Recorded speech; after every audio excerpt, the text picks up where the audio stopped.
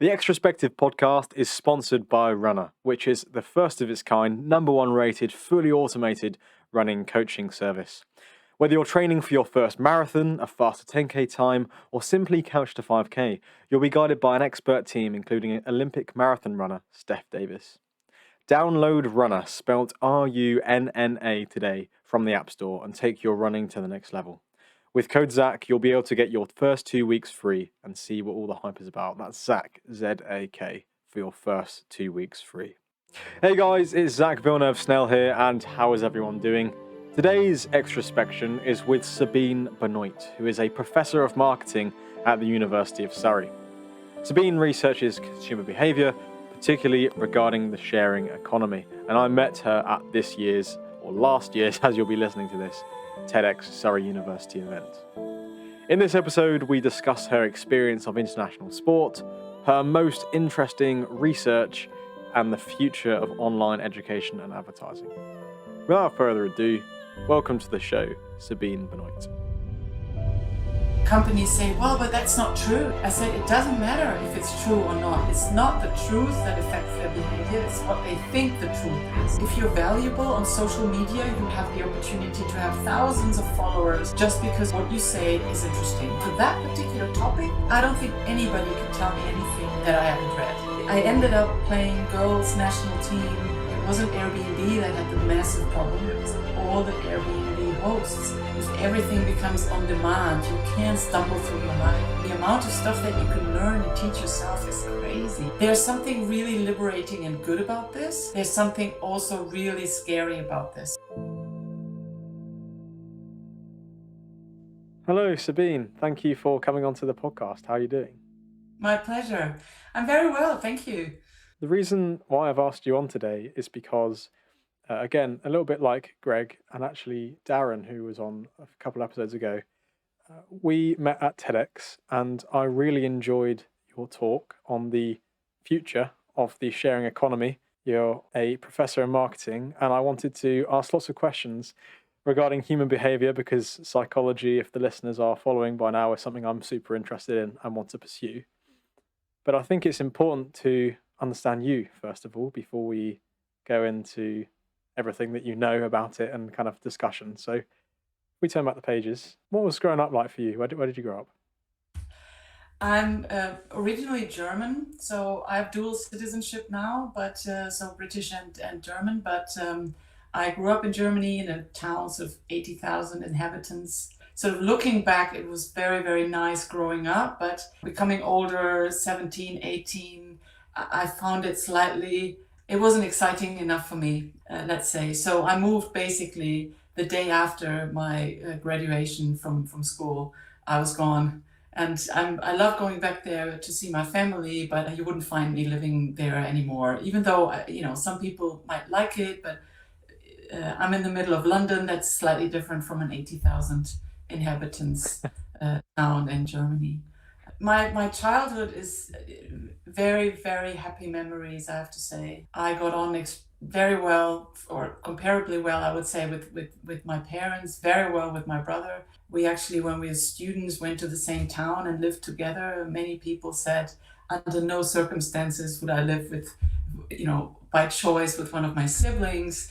We did that. We had the time of our lives. It was great. So, but as I said, I thought it was a little bit too narrow for me in terms of exposing myself to new things. That sounds like a great childhood. And how would you say you were? How would you describe yourself as a kid? Oh, I was a dreamer. So I think if we look at the definition of introvert, extrovert, it's very often defined as, being outgoing and being sort of loud and so forth. That's, if you look closer into the definition, it's actually, how do you relax? Do you relax, or what's your sort of natural state? How do you recuperate your strength? Is that with people or without people? And I'm more of as a child, I was more of a sitting in the grass, picking flowers or drawing for hours. So I was definitely the one recharging alone. And believe it or not, I'm a professor now, and I'm saying this to be a hopefully role model for others. I wasn't good at school. Absolutely no way. So if I tell my teachers now that I'm a university professor, they almost say, no, we don't believe you. So not being good at school, I found something else that I was really passionate about, and that was sport. I had various different interests, but my family, it was very important to my family that we do something together on the weekend, so that we really sort of have these joint experiences before we leave home, let's say. So I picked up golf. We had a wonderful sort of coach from the UK, from Worthing, and he put a lot of effort and energy into me. He saw talent in me, or obviously he did, and I compensated this being bad at school with something else. So I was always very goal oriented, but not always goal oriented in a professional sense. So I started picking up golf when I was very little, and then sort of it really got the bug. And the golfers that listen might understand this. And I ended up playing girls national team for the German national team, which was a really very important learning lesson for me, because that was the moment where I learned a lot of effort leads to success. And I think at some point in life, young people need to learn this, or it's good for them to learn this, that effort pays off. Because not all school examination is made for that learning. That you put a lot of work in and you get good results. That was where my effort went. And of course it was super exciting, because I was 17, flying around. We had a tournament in St. Andrews, we had a tournament in Spain, and I was doing all these travels alone. That was probably the most exciting thing for me, and also really learning how to not be top notch, let's say, because there were a couple of sort of thoughts and movements whether I would do this professionally. But I just realized, really, I'm not good enough. For girls national team, that might be enough, but I'm not good enough to do this for a living. And that was also a very grounding and good experience. Yeah, so that was childhood a little bit early on. But if you only keep one message from this, is that even if you're not good at school, I think you can catch that up later on in your professional journey. Depends on the educational system, but I would say yes, definitely that worked for me, at least. I suppose it's all about finding something that sparks your curiosity, right? And if something maybe hasn't captured your attention in school, it's going to capture your attention somewhere else. And that was the golfing and the incredible journey that you went on with that. But I suppose you were somehow brought back into the world of academia through that curiosity. How did that come about, and how was the process of realizing that you weren't going to make it as a professional golfer and then choosing like a degree instead? What was the process there? I think my parents always wanted us to go a pathway that will sort of equip us for having a stable job and a living. So my father's an entrepreneur, and my mom is a sort of stay-at-home mom slash French teacher, a little bit. And they wanted us to not totally go off the tangent. So we both studied business administration, which probably wasn't the most innovative choice or the most creative choice. But I think I graduated back to what I'm really interested in, and that is sort of human behavior and psychology. I think I could have, I did think back then of studying psychology, but I think I was sort of gently guided towards business administration to then, move back to the psychology. And I'm super happy with how it all turned out. So absolutely no complaints or regrets. But I think that's the journey, how it sort of evolved, let's say. What you do now is essentially marrying business and psychology, right? That's a lot of what marketing is. It obviously makes sense that your parents were encouraging you to go down that route because potentially, I don't know if it's different from what it would be now. For example, if you were to be the age that you were doing golf now, will there be more opportunities for you to become professional given the way society's moved? I don't know, but interesting little fact here is that I then sort of, as I said, after A levels, I moved out. I moved to Munich. I went from sort of 5 to 6 times per week to, let's say, playing once per month when I visited my parents back near Cologne. And oh my God, I was just so unsatisfied with myself because, of course, if you basically go on cold turkey on all this practicing, you can't really expect to be as good as you were before. But so my expectation didn't really match the time that I put into it. So I back then thought, oh well, I'll do a year of break and then my expectation will have adjusted. And that year took about 17, 18 years. So until I met my now husband. So, and it's not that unusual. And I have a couple of friends still from that time that say, yeah, I've stopped playing. And because it's I don't know, if you've once been on a certain level, I just couldn't cope with it, with this sort of mediocre, in my view, mediocre, just for fun round.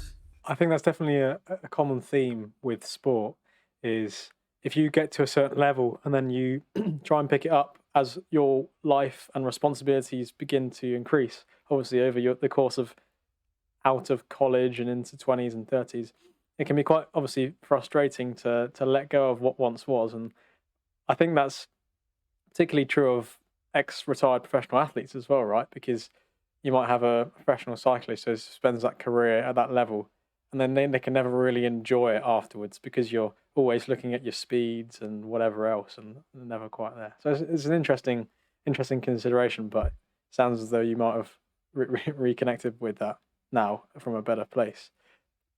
What do you think it was in the marketing, or no, sorry, the business administration degree that was different compared to maybe school and college life before that? And is there any particular lessons that you learned in that time when you were doing the degree? So I did something that was usually, or that was very regularly done in Germany back then. That I did a sort of long, let's say, apprenticeship intern for two and a half years almost before studying. So now I'm thinking, was that a bit of a waste of time? So I learned to be a professional travel agent, but it was clear that before that I would go on to study, but it was just this idea of they've worked a little bit, the kids, and not directly from straight out of school to studying, they'll be a bit more mature, because the German system back then is very, very more self-organized than the UK system is nowadays. So it wouldn't be totally unusual that you move out, you go to move into your student town, and then you don't see any lectures, the library, anything for 1.5 years, and nobody would take notice of that because it's not structured. You have to structure it yourself back then when I studied. Anyway, so I think what was the difference to school? I learned to live alone and to organize my life on my own while I was working in that travel agent. And I learned how to, well, really self-organize and get out of bed every morning to not be late and get told off when I was late and all these things. So I think these 2.5 years really matured me in terms of studying, because when I started studying, I couldn't wait to pick up knowledge, because in this sort of more apprenticeship like I did learn a lot, and it was valuable, but it wasn't the level of knowledge that I wanted. Me, in comparison to others, they just came out of learning, they just came out of A levels, and I was so much more thirsty for knowledge, for new knowledge, that I sort of breezed through this, and I absolutely enjoyed it, and I sucked it all up. I once heard this analogy, which I think is really, really nice. It because I just said I sucked it all up. So if you consider a teacher as a sponge, research is like sort of sucking up new knowledge. Teaching is like squeezing the sponge, and it sort of releases. As academic, we need to have both, right? Or I definitely need both. I couldn't just teach, sort of give away or share my knowledge, and you're not giving it away, you're doubling it because you keep it, of course. So sharing my knowledge, but also building up new knowledge, and then sort of it becomes this circle, and then that's what I enjoy. And one of the questions I had, because also you started with business, gradually transferred towards marketing, is where along that journey towards like your late teens, early 20s, was the interest for human behavior and psychology? Like, can you kind of point to where that came from, or was it something that you just can't really put a finger on it? I can. So I had two professors that changed my life. The second one knows about it. I've told him a couple of times. The first one actually I never had the opportunity, and maybe I should just search for him and tell him or send him this episode. So during my sort of first part of the studies, and I did this in two different cities, we had one professor that basically said the entire business administration kind of treats business as if we would all produce fast moving consumer goods as we tell them. So, I don't know, food or electronic articles and so forth. But much of, and this is sort of Porter's value chain and all these concepts, they all treat us as if they would only be products to market. And he said, but for services, it works completely different. So services, for example, are sold as a performance promise. So you don't have anything that you can touch, smell, taste, whatever. So you have to believe, you have to trust, and often you can't reverse services. You go to a hairdresser, your hair is off, it's off, right? It's cut. So you can't say, oh, I thought I had second thoughts, here's your product back. So from that moment, that was this sort of bingo moment where I thought, this is fascinating. And he's right. He's right. And that's where my passion for services marketing began, and really I've looked into. I'm called professor of marketing, but you might as well sort of add a service, because I mainly look at services. The psychology is so different for product or consumer behavior for products and services, and there's so much interesting stuff going on. That was the moment where it sort of the light bulb went on. And then I switched to a university where that university had the first chair or the first dedicated professor for service management. And that was the second academic that changed my life. And then I went, during that time, I got totally hooked. And then I went to do my PhD at the third chair. By then there were two more, and I didn't care which city, because the city where I did my PhD would be the last city in the world I would want to live in. But I did, because I was just so hooked by this topic. Incredible that you can point towards those two specific individuals that really inspired you. I think hopefully there's a feedback loop now where you can try to be that person for some of your students, right? That's what I'm trying, yes. And I sometimes hear from people or from my former students long afterwards, and I usually try to connect with them on LinkedIn to see to keep up to date. Well, because we met at the Surrey TEDx, Kiri was my mentee, and he was part of your team of organizing, and he only just wrote to me, by the way, I'm doing this and this now, and it's wonderful to hear from former students, and it's wonderful to have had an impact. You mentioned very briefly that you moved to do your doctorate. I'm just curious, what specifically what were you doing that in? PhD. So first of all, sort of, I wrote my master thesis, and during the studying, I didn't really connect very much with PhD. Yes, I liked it. I liked the topic, but I saw myself working in service management rather than sort of becoming a prof. And then I wrote my master thesis, and in the German system back then, we wrote, I think we had 6 or 7 months. So it was a really substantial piece of work, and I loved it. It was fantastic. So I drilled deep, and I, back then a bit less digital. I went to the library, and they had all these papers that I had ordered from somewhere, and books, and it was me going home with all these books and reading and reading and reading and really becoming an expert. And I thought, for that particular topic, I don't think anybody can tell me anything that I haven't read. And once you have the expertise, what I realized is then you start developing your own ideas, and you start to add, and that's what academia is all about, making a contribution, adding to that knowledge that is already there. And that I found really cool, because if you have the confidence that you know everything, then the firework in my head started going like, oh, this and with different ideas. And that was the moment where I thought, yeah, I want to do more of that. And that was the moment where I decided to do a PhD. But even then, becoming a professor was totally out of range and out of reach for me, because for me professors were the ones that know everything, that are super smart, and I didn't definitely not see myself as super smart and knowing everything. But doing a PhD, meeting a couple of others, you kind of realize you don't have to be a, a star student, which, as I said, I wasn't, to try to achieve to become a professor. You just have to love it, and that usually comes along with hard work, and for me it did work, yeah.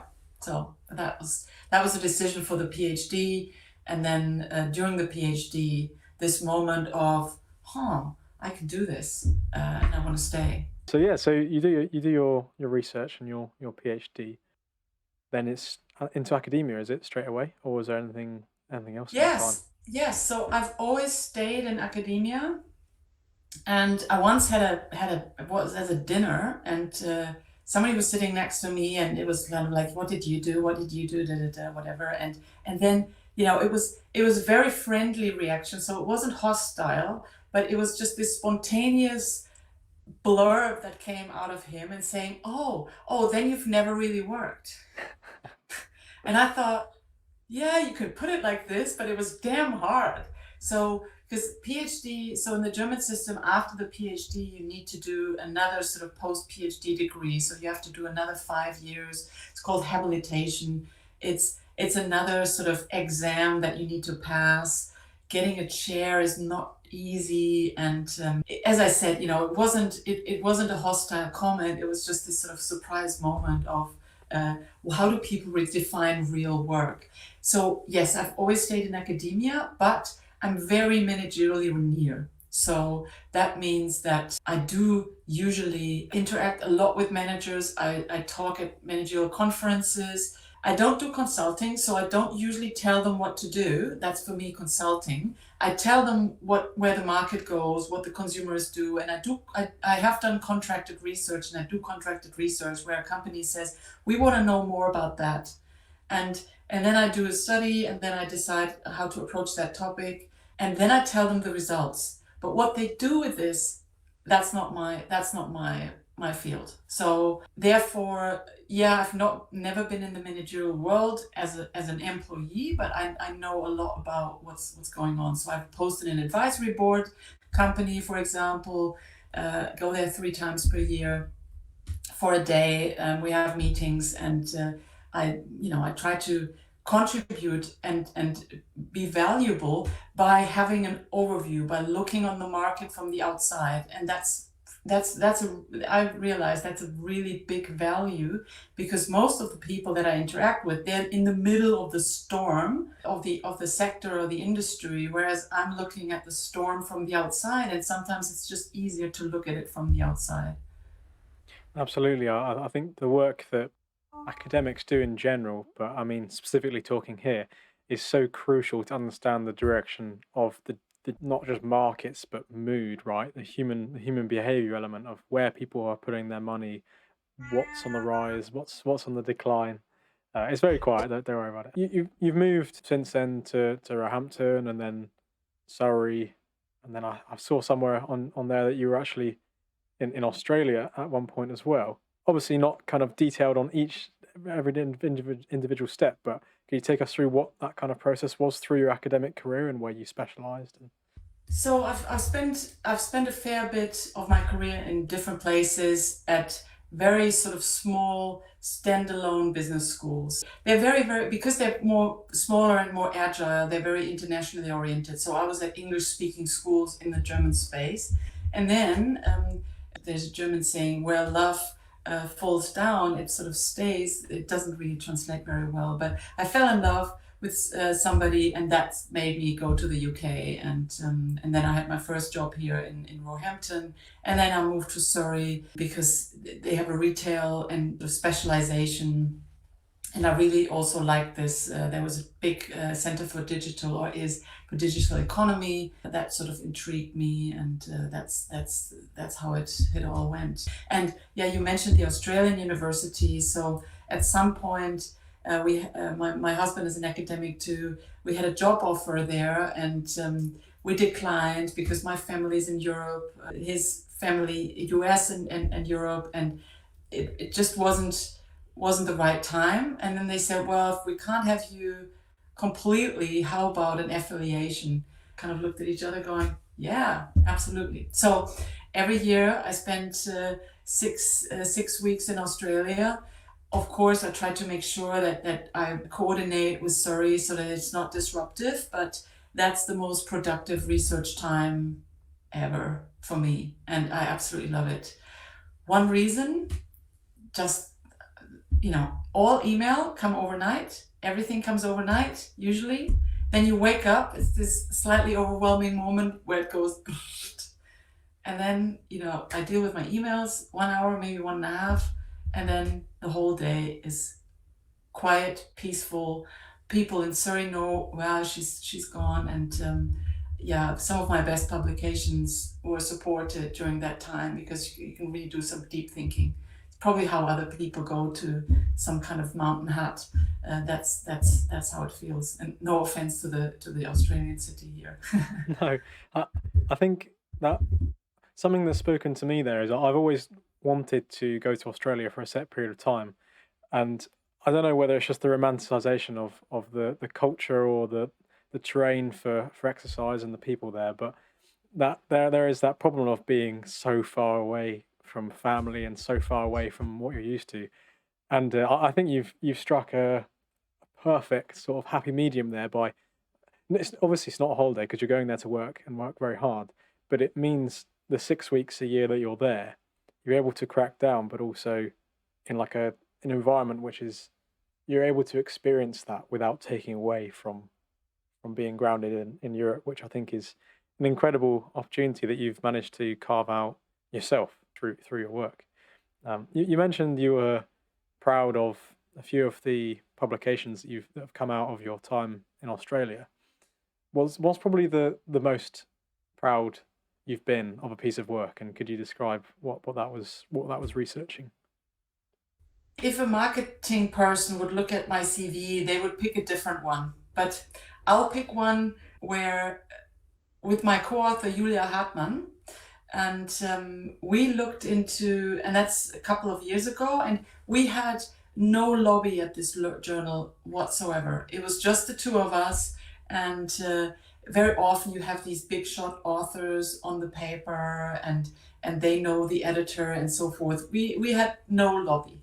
We just had a great idea and a great paper, and we actually looked, or it started at a lunch meeting. She was at the school in Germany where I was, where we were talking about consumer behavior and that consumers would hold focal firms accountable for what happens in their supply chain. So if you think of the Primark, some supplier treating their employees badly, then she said, well, that's a fourth tier supplier. The focal firm can't be held accountable for that. They don't even have a real contract. And she's a prof in sustainability, so she was not arguing that we shouldn't, but she said, well, it's not actually, they don't have a legal contract. It doesn't, we shouldn't make them hold accountable. So, and I said, you know what? I think consumers don't care whether this is a tier one supplier or tier four supplier, because most of them won't even know, and most of them have no idea about the complexities of supply chains. So when I say tier four supplier, it's a supplier of the supplier of the supplier of the supplier.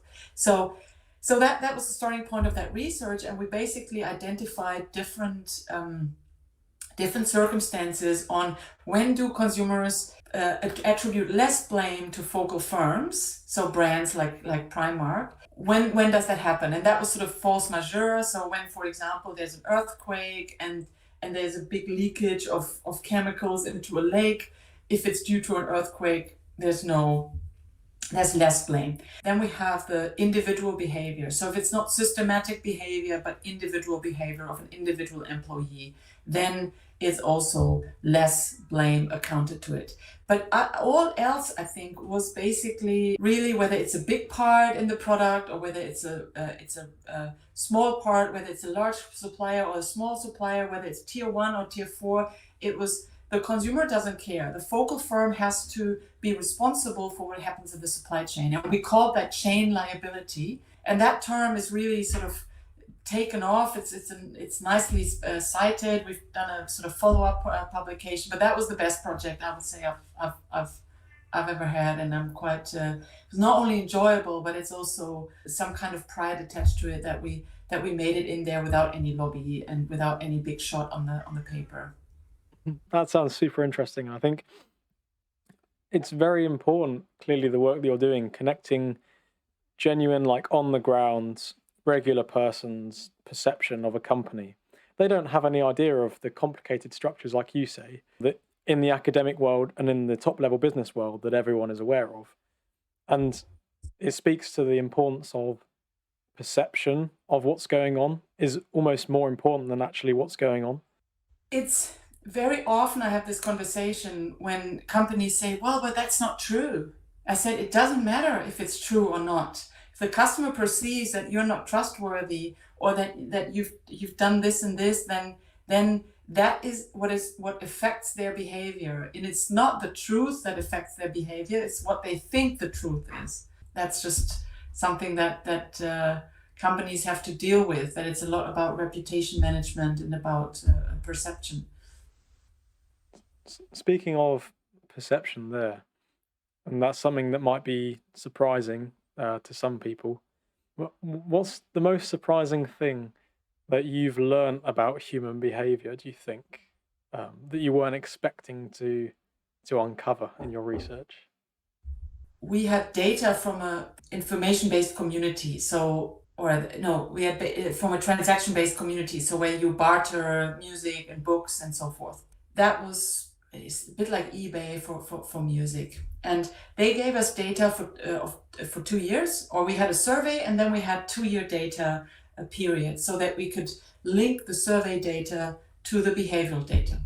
And we found that the higher they perceived the professionalism or the cooperation or the professionalism in that community was, the less engaged they were in the period afterwards. And in the review process, people said, that doesn't make sense, we don't believe your data. So, and then we thought, damn, it's the data we have from the platform. So we exposed experts, community experts, to these results, and they'd say, makes total sense to us. And we thought, okay, why? So if you think of eBay, eBay used to be this sort of platform where you and me would sort of trade their old shoes, let's say, figuratively speaking.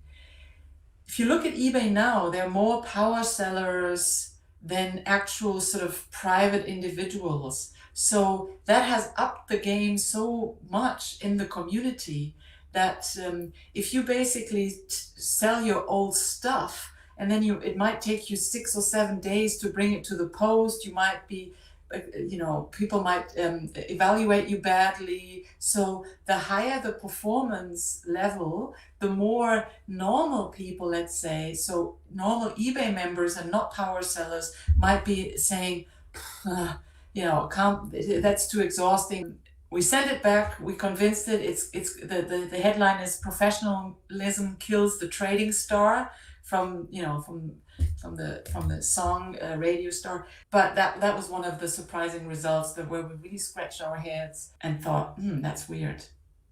I would have another one. I don't know whether that's interesting, but that's also really, really cool in my view. So we did a study on misbehavior contagion. So, and that comes from criminology. It's called broken windows theory. The theory says that if there's one broken window in the street, then there's higher probability that people will be littering and thinking that's a bad neighborhood. There's a higher probability of a second window being broken if that's not repaired, because it's a signal for a bad neighborhood. So we transferred that to the sharing economy and said, because one of the problems with these car sharing services is that the car is handed over from one person to the other. So it's not a rental car that is brought back, cleaned, and is given out again. So car sharing, the provider is not in between. So we wanted to figure out, does this misbehavior contagion actually work in that environment? So we had a field experiment where we prepped cars and found participants. We told them that they were doing something else. They were supposed to bring something there. And as a thank you, they got a water bottle and 3 little pieces of gummy bears and some sort of piece of paper. And half of them went into cars where there were 2 water bottles and 6 of these wrappers of the gummy bears and whatever lying around. And the others just went into a normal clean car. And we were then counting the wrappers afterwards, wondering whether people would add their trash when it's already trashy. So, and that was sort of this hypothesis, misbehavior contagion. If the car already looks like littered, then you just add your it doesn't matter. So, guess what happens? People came back to us and said, you have to wash the cars. They look like they don't look good. And they had all this trash in their hands. So they cleaned up the car. I mean, my husband said you shouldn't have done this in Germany, but somewhere else, of course, that might be an issue. But it went the exact same. Opposite reaction, and that was, fortunately, we had an explanation for that because it was a community of a university. So which meant that people felt embarrassed about the cars looking like this in their community. So that we said, broken windows theory, if it's a closed community, there might be somebody else repairing your window rather than more windows being broken. That was another result. Hope that wasn't too long. No. It is really, really fascinating.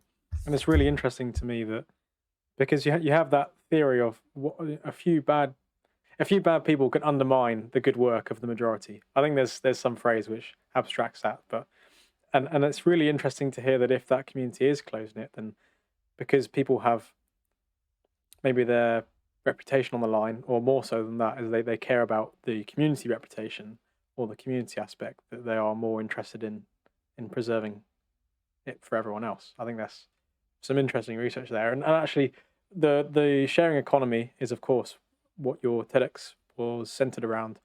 I did have a few questions around that, so I'll just dive straight in. One of the questions that kind of sparked in my mind when I was listening to your talk and going through it, and I've tried to remember it now, was you mentioned a lot about apps such as the Nerd app, which I think is that you can get maybe an expert in a particular thing, like a plumber, to video call you and show you how to do something, so you don't have to contract out a plumber, for example. Do you think this rise in the opportunity of freelancing over sort of traditional 9 to 5 work, could this be like a risk for stable income? The rise of the sharing economy and everyone sort of doing the gig economy, I suppose, in that way, and people kind of doing odd jobs here and there for each other. One of the questions was, do you think that will hurt and increase the risk because people won't have a stable income? I think yes. So the matchmaker in the middle, so the platform, they're usually so powerful after a while because it's all network effects. You go to the biggest platform because they will provide the most choice, the most stability, and so forth. They're in such a powerful position that some of the providers would struggle to make means end. So, for example, during the pandemic, Uber and Airbnb, of course, they had to maintain their platforms, but they were suddenly people that were out of work and that had when we were not allowed to be around, and it was the Uber driver that couldn't pay the rent anymore. Whereas the platforms, because they don't own the assets, they don't really have a problem. It wasn't Airbnb that had the massive problem. It was all the Airbnb hosts that had months and months of non-income. And yes, of course, Airbnb had less income because of transaction costs, but I think they are just much bigger operation to be able to buffer this. And And compared to somebody like Hilton, for example, who also had very little income over months and months, Airbnb doesn't own any beds, so yeah, it's fine. But on the other hand, I think it makes work, or it has a lot of advantages. It makes work much more flexible. So people that couldn't be in employment because they need to, flexibility with their children, that could only sort of work certain hours, or that basically just have to have full flexibility. If they are skilled, you can make a very good living. And I have at least one freelancer at a time, usually doing something for me, and I absolutely love it. I wouldn't be able to do everything that I do if I wouldn't have the support from various freelancers. And it's just it's awesome. You basically type in whatever job you want, and within hours you have application. I work with people that the reputation system works very well. And yeah, so I think it's also liberating. If you have skills, you're not dependent on having an employer basically proving or approving these skills and giving you a full-time job. So ups and downs, yes. Yeah, yeah. I suppose nothing's ever going to be completely better or worse. Obviously, there's pros and cons, but I think in the way that you described there, the ability or the opportunity to work on your own terms with the hours and the even the rate that you charge for some of these apps. Obviously, you can determine the rate at which you charge. And for example, in the age of technology with software developers, you have people who just do contracts and they will set an hourly wage that they will only work for, and then obviously they have the bargaining power rather than working for a traditional company like Microsoft or Google, where they obviously just work for that one company. So I think it's obviously interesting to observe how this is sort of shifting. It's like you take on the risk, but then because you've taken on the risk, you also have more flexibility and freedom. So it's certainly interesting to consider. One of the things I was also wondering about, and this is something that I see as a growing potential problem at large with society, is how everything is becoming almost too convenient and things are being cheapened. Do you think that the services like food delivery apps or Amazon, where it arrives, next day at your door, are too convenient? We get too comfortable by ordering everything from our homes. I mean, obviously there's benefits, but do you think there's a risk there as well? It is crazy to think that where I am here, sometimes from the bed, I kind of think, oh, I need to do this and this. And in the old days, I probably would have picked a pen and a paper and written it down, and next day I would have done it. Now you just go on Amazon, click it to put it in, buy it, and sometimes in the morning, next day, 9 o'clock, it is already there. So it really, I think, makes us a little, I don't want to say lazy, but I hope we're not losing our ability to plan. If everything becomes on demand, you're kind of sort of stumbling through or you can stumble through your life and kind of thinking, oh, I'm hungry now. Um, I'll order some food, rather than, in the old days, you would know, yeah, 3 times per day, we're going to sit down, have lunch, and so it picks up the pace. It makes us less vulnerable for unplanned activities. That can be nice, but that also sort of course, has its downsides. I suppose it relates very much to an individual's propensity towards. I don't want to say laziness, but you know what I mean. Like the how much someone is going to stop themselves from succumbing to too much convenience is obviously a case by case basis. And I suppose another question I've just thought of related to that is, do you think that, for example, with trying to figure out something on your own and the fact that it's very convenient to then use these services to, I suppose, maximize people's niches or specialities, do you think we're going to just niche and not learn new things because there's always going to be other people that obviously they've become hyper specialists in whatever it is in this sharing economy where everyone's sort of, you have a plumber doing this and food chef doing that.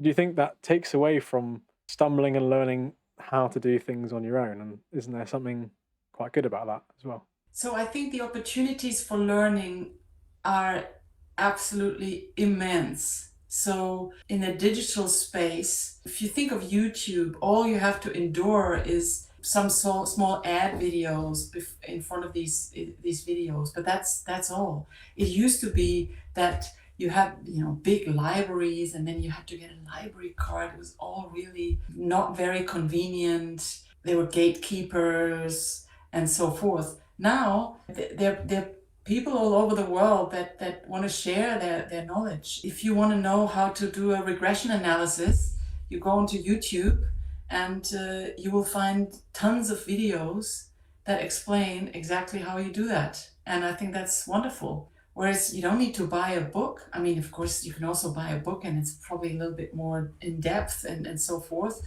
I'm not against books by no stretch, but I realize that the younger generations, me as well, and to be honest, it's really very convenient to learn via video and to see exactly how things are done. Or I don't know, the other day our coffee machine was broken. You basically just Google, and then there's some video of somebody explaining you, or something about the computer.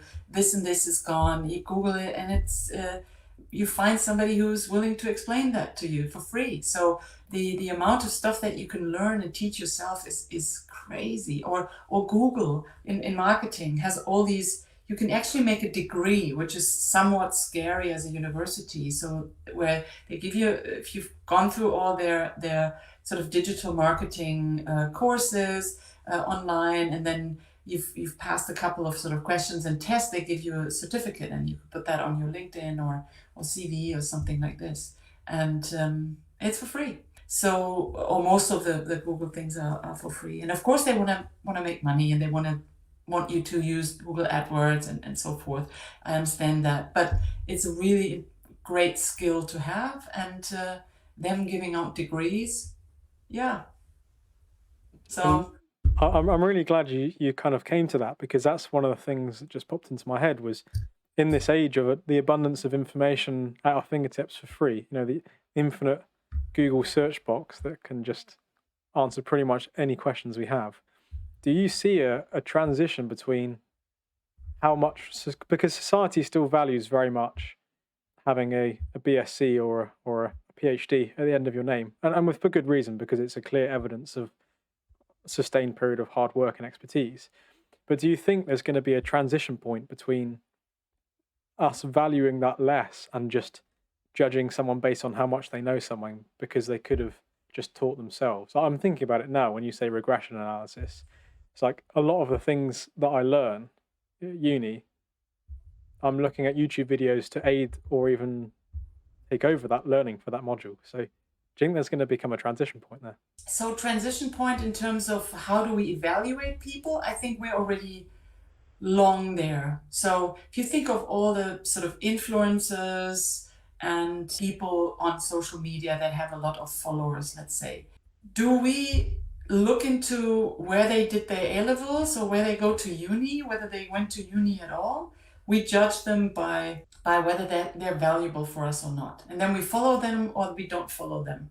So there's something really liberating and good about this. There's something also really scary about this, because somewhat a formal education has socialized you around the truth and careful, spreading of knowledge. If we think about this whole conspiracy theory, fake news, and so forth, just because somebody has a lot of followers does not mean he or she is right. So therefore, yes, it's very liberating, but it's also very dangerous. In terms of transition, in terms of sort of education, if I think back of the generation of my parents, it was clear you go to school, you go to uni, that's the period in your life where you learn, and then you graduate, and then, I don't want to say that was it, but it was way more than today that people thought, okay, now comes the doing period. So now I'm applying that knowledge that I picked up in school and uni and so forth. That is completely, I think that idea is completely abandoned. If you don't continue learning on a frequent basis, then I think you will be very soon very outdated, because things happen so quickly, technology changes, and so forth. And that's where I think all these courses and all these little bits and pieces have a place. Where if you're in the job and you're searching for something, then you wouldn't go back to your uni notes and trying to, I mean, hopefully a little, at least you think about them. But anyway, so you would probably Google it and find it out yourself. But what you learn at uni, one of the big things is exactly how to do this. You have a problem and you need a result. You have a gap of knowledge, you need insights. So how do you produce these insights so that you can make a decision? And I think that's one of the big learnings that we have over the course of the university is problem solving. And then that I think you can't pick up on YouTube, because there's so many different perspectives. We do lots of group work. At the moment with my students, I do a simulation where they simulate being a marketing team and they have to make all these decisions, and then so that you can't really replicate all the sort of personal interactions and all these sort of approaches of problem solving that we teach. And I suppose there's an infinite body of literature and knowledge that's out there in academia at uni, and you need a professor or a lecturer to guide you through that and point you to the correct articles, who's worthy of listening to, which has more citations, etc. It's the exact same in the world of online information with YouTube, apart from you don't have anyone guiding you, telling you what's trustworthy and what isn't. So I think that's probably one of the benefits is in academia and going the uni route, you have these people who have done it for 5, 10, 20, 30 years, and they have a keen eye for ensuring something is truthful.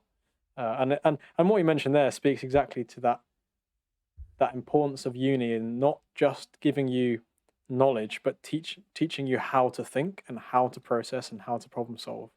And I think if you can problem solve, then obviously you can apply that to whatever context you want to go into after graduating.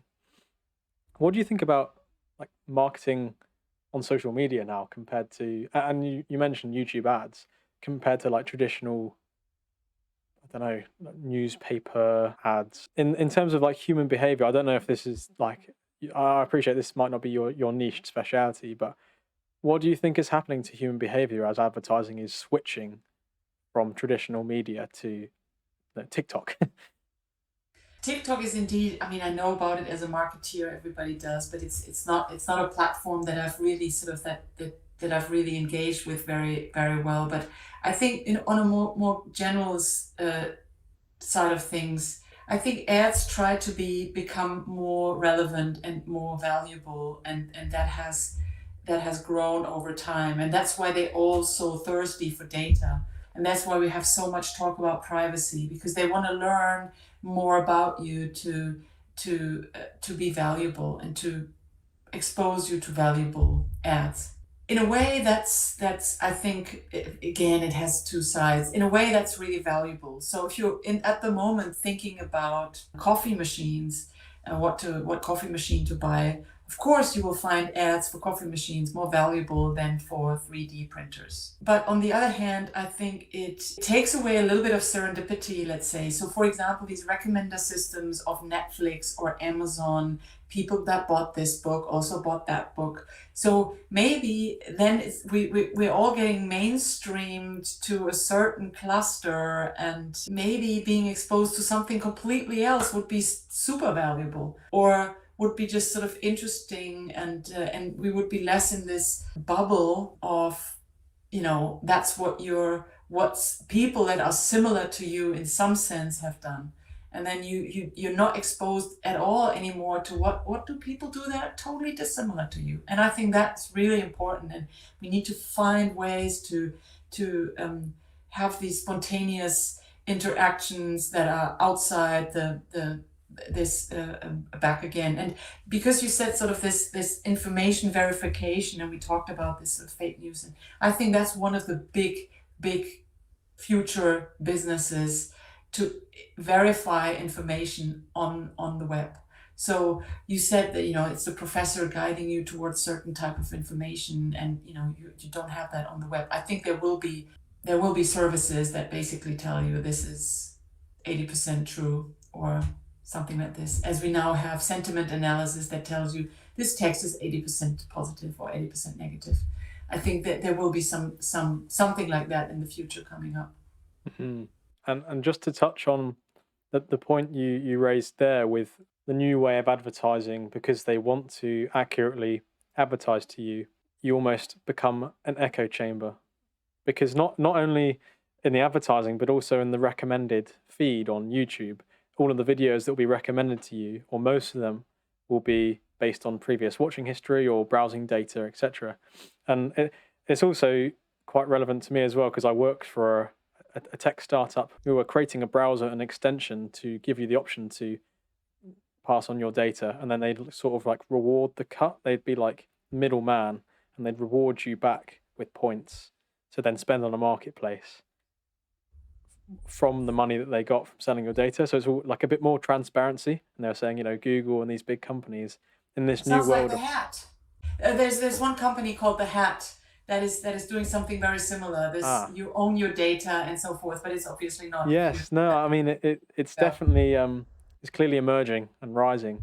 And it was a Yeah. company called Generate, and they were on Dragon's Den, and Okay. that's how I found out about them. But I think it's so fascinating to see the real time evolution of this, and especially it must be interesting for you in the field, because you're seeing all this latest research and almost reacting to what's going on as quickly as possible, because it, as you have described, it is all fast changing, and it's hard to keep up with. One really interesting thing there as well, I think I read it somewhere a while ago, is that, and again, I don't use TikTok either, like yourself. I think it's not great for people's attention spans, all that. But I think the difference between the Instagram and the TikTok algorithm is the Instagram algorithm will show you things that aren't in your echo chamber, that aren't based on your viewing, just to, like you say, the serendipity, to give you that opportunity. But TikTok only reinforces what you've seen before. So you kind of get in that spiral. And I don't want to waffle on here, but I think something that emerged from what you were just saying was almost the reason why politics might, and I don't want to go too into politics, but politics is becoming more polarized as well. It's because people on each side or whatever of the debate are only being fed adverts and recommendations which confirm, it's like confirmation bias, isn't it? They're just getting in that loophole, and then you distance yourself from the other side. And like you say, you don't know what's going on over here, but politically as well. And I think that's a real problem, and I don't know how we're going to tackle that. Maybe with your suggestion of the independent fact checkers as a growing movement.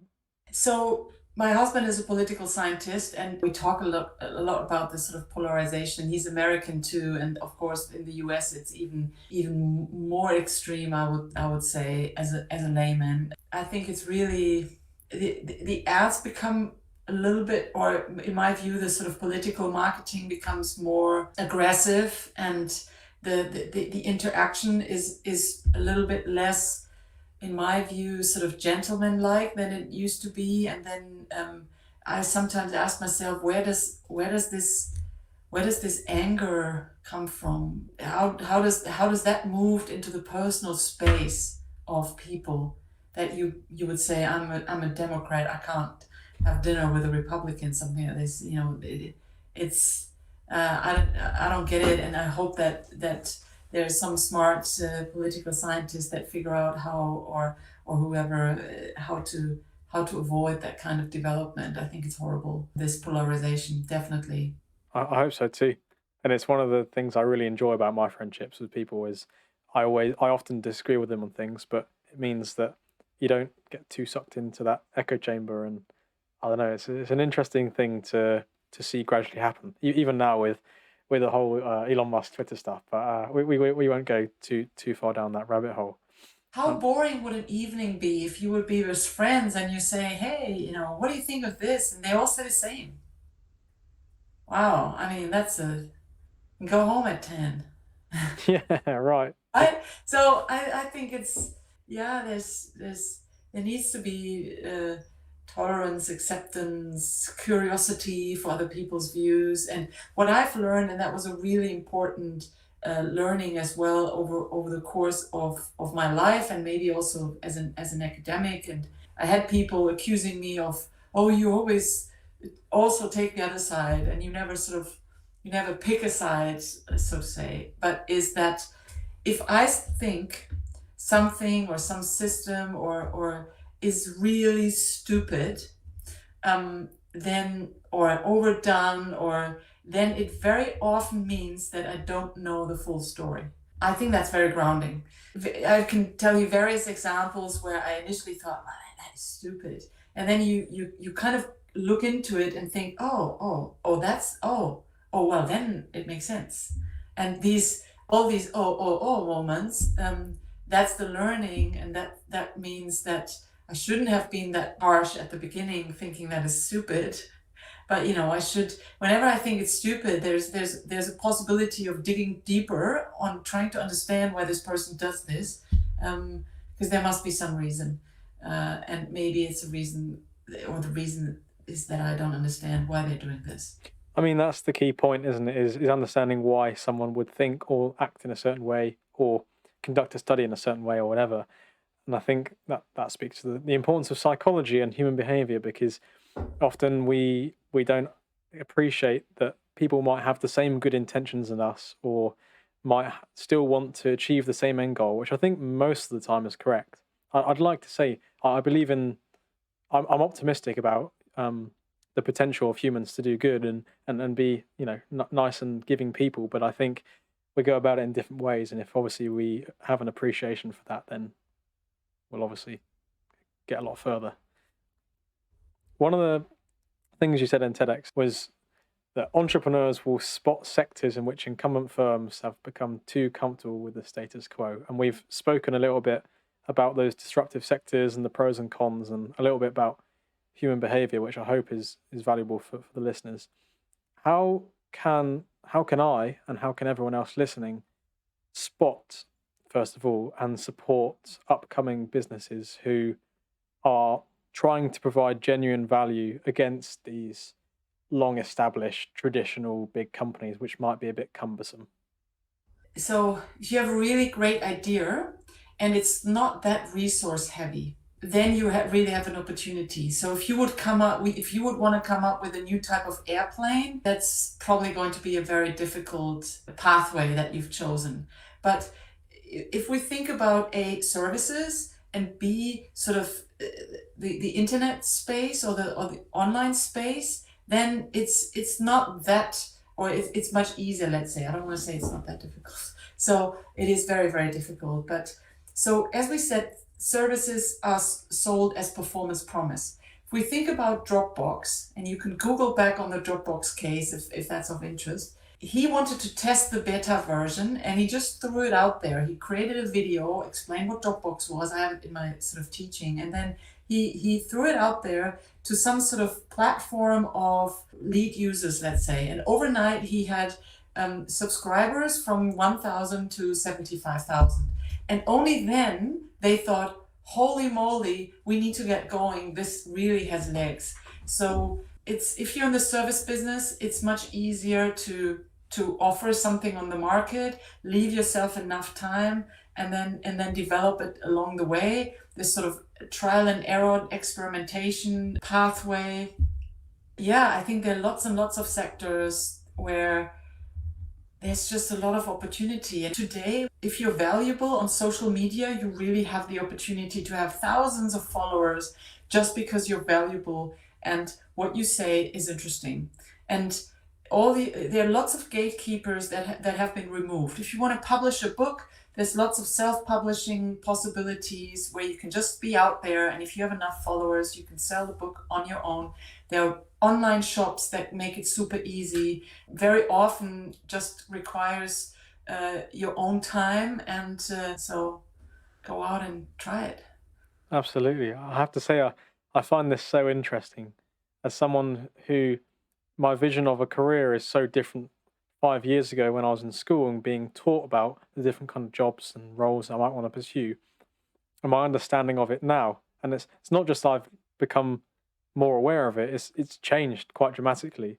And I think the ability to, I mean, even starting this podcast, right? Like I'm Googling how to set up this technology and upload to Spotify and make the graphics and market and doing all these things.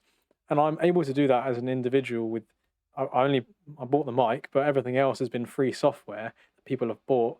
And I've been able to just take my own initiative with this. And obviously I'm not making any money, but in the same way with people, if they have a great idea, as you're saying, there's all these tools and ways to enable what I've heard the phrase solopreneurship before, and obviously it can build out and you can have employees, but just initially it's so much more possible. If you have an idea, you can teach yourself to code and then make a well-being app. I have a friend that's doing that for primary schools in the UK now, and it's incredible to me, and it's just so it's like nothing else that I would have expected. And I'm really pleased it's going in that direction. Kind of one final question before you share how people can find your work or whatever. I thought hosting an expert in marketing, it would be wrong of me not to ask the question, how should I best market the podcast? And I appreciate again it might not be your niche, but in your opinion. So my main platform is LinkedIn, and that's possibly not the platform that is most relevant for your audience, and that's already probably the first recommendation. Look at where your audience is. Who do you think who's interested in this, and where do they communicate? So that will be number one. Number two is what I often see on LinkedIn and from fellow scholars is they go, "Hey, I got this publication published," and you go, "Yeah, and what did you find?" So provide value in what you're saying, in tell them some story. And honestly, no, if nobody gives a damn about me having done a new paper except for my friends. But I don't want to get some kind of uh, tap on the back for having a new publication. I want my results out there. I spent months and years of doing research to produce these results. And then I'm basically saying, this is it. I'm not doing any marketing for these results. So I think, yes, provide value, tell a story, split up. And then one thing that I always, that I would definitely recommend. So out of a 1.5 hour conversation, there will be lots and lots of snippets. So don't think you post your content once and that's it. So there's so many different ways of where you can repackage the content. So you could look at what have all the different people said about one particular aspect, and then you repackage it. So it's not that you need to produce content and then you post it once and that's it. And the other thing maybe is don't ghost your post. So it's and I heard one really interesting sort of forgot her last name, Leah. She said if you basically post something on social media and then you leave it, it's a bit like you're walking into the room, you're shouting hello, and then you're going back and sort of going home. So you go on social media to network. So you want to end something with a question saying, how do you feel about this? What do you think? Give me your example. Make people engage with your post and then react to them. Maybe not on everything. You shouldn't say thank you, thank you, thank you, thank you to everybody, but create an interesting conversation. Make this not a sort of ghost post, but engage people. And but the most important thing is look where your audience is and create value. Have an interesting story to tell or interesting information, and then everything else follows from there, I would say. Thank you very much for sharing. I was going to say I'll be making notes, but funny enough, I'm recording this, so won't have to. And I hope everyone listening can also take note of what you shared there, because I think it's so important. I think, yeah, there's nothing I can throw back at you that's going to summarize that any better than you already have. So thank you. Um, so yeah, that kind of brings things to a close. I don't have any other questions. I think this has been an incredible chat.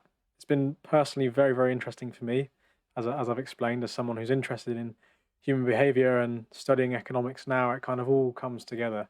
if people want to find any of your publications or things we've shared today, or your work more generally, how would they go about doing that? So I have various channels.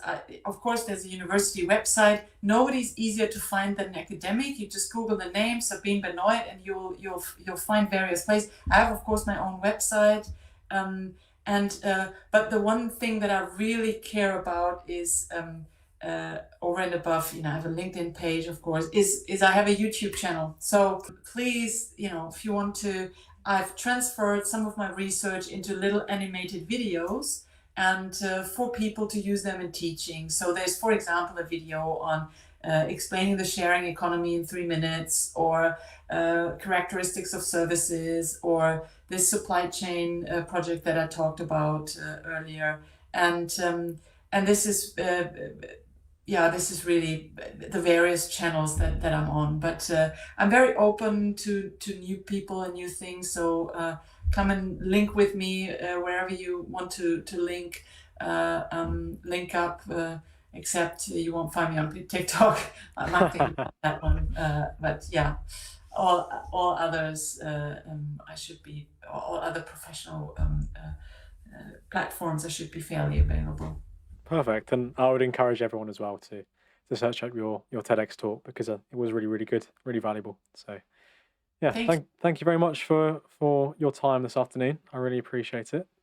And thank everyone You're for listening. welcome. Thank you for wonderful conversation and interesting questions. Yes, thank you. Thanks.